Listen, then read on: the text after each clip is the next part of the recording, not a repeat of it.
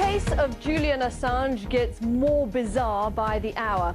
Tonight, the Australian man at the heart of an international security uproar is being held in a British prison on a Swedish charge of rape.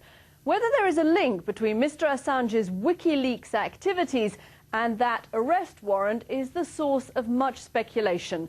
What we do know for sure is that he is fighting extradition charges to Sweden, and his site is continuing to release leaked American cables. The plot thickens, and the BBC's Frank Gardner has the latest. Get back! Get back! A media scrum this afternoon as the elusive WikiLeaks founder was brought to court in Westminster. Julian Assange is accused of sex crimes in Sweden, which he denies. The judge has refused him bail, pending extradition. I believe that Mr. Assange could safely have been released today. The judge took a different view, but it was clear that it was a close call in his mind, and he's of course asked now to see the evidence that's against him so he can assess the strength of these allegations, which we believe to be very thin indeed. The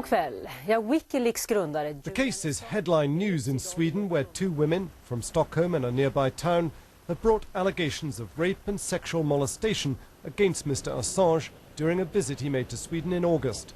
Allegations the Swedish prosecutor initially dismissed. Today his supporters offer to raise bail. They suspect political motives. I'm here because I believe this is about the principle of the universal right of freedom of information and our right to be told the truth. The Swedish prosecutor is adamant. This case, she says, is about alleged sex crimes. It has nothing to do with WikiLeaks. Well, maybe not in law, but Julian Assange is the front man for an organization that's released thousands of classified files America says threaten its security. He has effectively become the US government's undeclared public enemy. Visiting Afghanistan today, the US Defense Secretary was told of Mr. Assange's arrest. I hadn't heard that, but that sounds like good news to me. Washington is clearly desperate to stem the flow of leaked documents, but the WikiLeaks founder has yet to be charged with breaking any US law. WikiLeaks is coming under mounting pressure.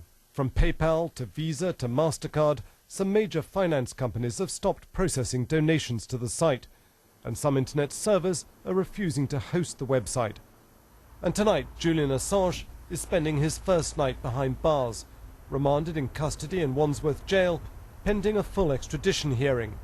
His lawyer says they'll reapply for bail.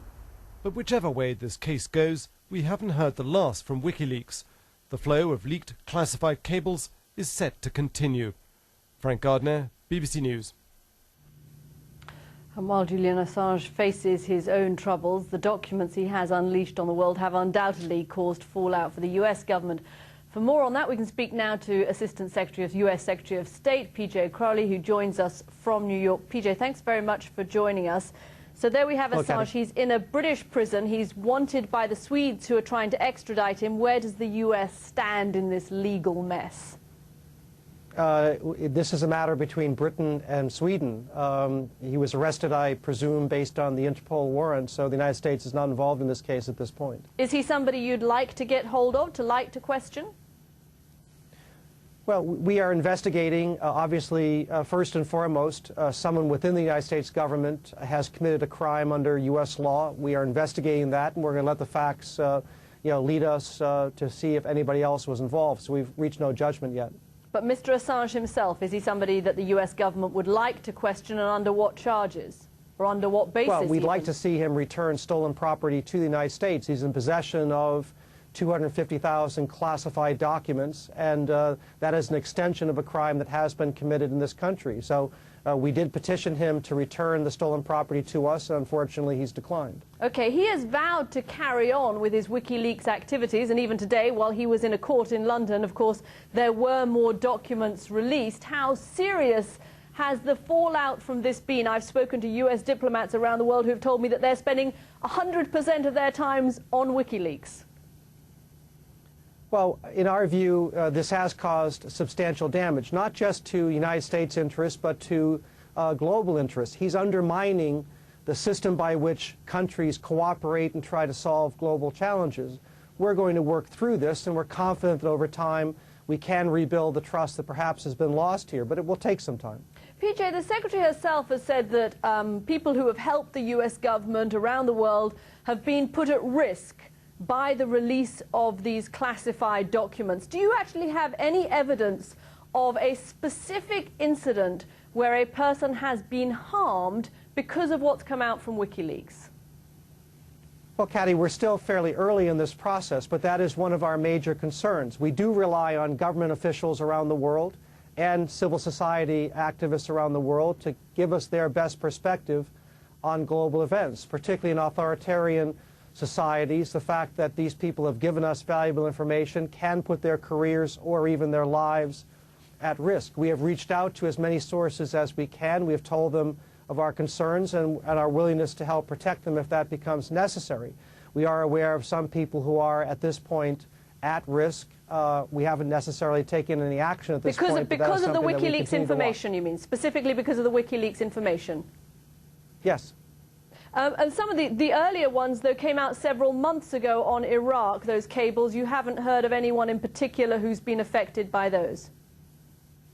I can't say, but that's probably a better judgment for the Department of Defense, not the Department of State. But we certainly recognize that in the short term there's going to be impact here. Countries that have been candid with us in the past may withhold information, and that has potential consequences because we just saw recently where it was information in the hands of foreign governments that helped us collectively intercept this plot involving packages on commercial and passenger aircraft. So it's very, very important, and that's why we believe that there has been serious damage caused by what Mr. Assange has done. Okay, PJ Crowley joining us from New York. Thank you very much for all the latest there. Thanks, Kathy. As you've seen, U.S. Defense Secretary Robert Gates was in Afghanistan today visiting American troops. The unannounced trip comes just days ahead of a strategic review of the mission by the White House. Gates wasn't the only visitor, though, to the region. British Prime Minister David Cameron paid his own call on troops and met President Hamid Karzai. The BBC's deputy political editor James Landale is travelling with the Prime Minister. He filed this report. It is these days almost a tradition for the Prime Minister of the day to visit Afghanistan before Christmas. Were you here a couple of years ago as your second tour, or to drink tea with servicemen. So how many people in the tent altogether? 9 of us. Inspect their quarters. You went out 600 yards that way. That's where the trouble would start? And sit in their machine gun positions, thanking them for the job they're doing and telling the world that they're making a difference. Where I'm standing now is somewhere that was Taliban-held territory just 16 months ago, and now it's properly policed. There's real progress being made. The Prime Minister said that more unmanned aerial drones and armoured vehicles like these would step up the pressure on the Taliban, and he said the training of Afghan police and forces was finally paying dividends. Everything that David Cameron wants to achieve here in Afghanistan depends on circumstances like this, getting enough Afghan troops trained up so that they can take care of their own security and British troops can come home. Mr. Cameron's promised that all British combat troops will be out by 2015, but says it is possible that that process could begin, for some at least, next year. I've had a very good visit to the police. This morning the Prime Minister met the Governor of Helmand, Gulab Mangal, who complained to the Americans last year that British forces were not providing enough security in Sangin, complaints that were echoed by his boss, President Karzai. James Landale, BBC News.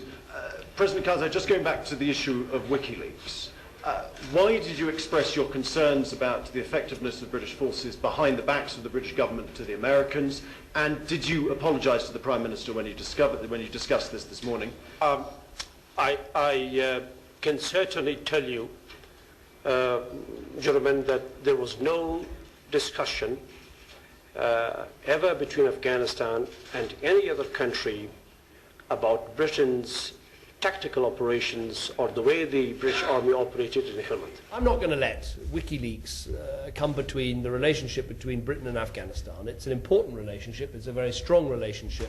Should we go in? Yes, David Cameron has set a deadline for withdrawal to reassure those who fear Britain's commitment to this conflict is over. James Landale reporting there, and WikiLeaks, of course, affecting everything. And as James mentioned, the key to success lies with handing over the country's security to Afghan forces. Now to the WikiLeaks story and supporters who have unleashed havoc in cyberspace. As we told you yesterday, computer hackers are targeting companies like Visa, MasterCard and PayPal, which have refused to deal with the WikiLeaks site. But what is it that they're really trying to do? And are they succeeding? Our technology correspondent Rory Jones reports. In a former Cold War bunker in Stockholm, WikiLeaks' most prized possessions are held under tight security. The leaked American cables are stored on computers here, as a battle rages in cyberspace between the whistleblowing site's supporters and opponents. Anonymous is peacefully campaigning for freedom of expression everywhere. This is the video manifesto of the anonymous group of web activists behind what they call Operation Payback.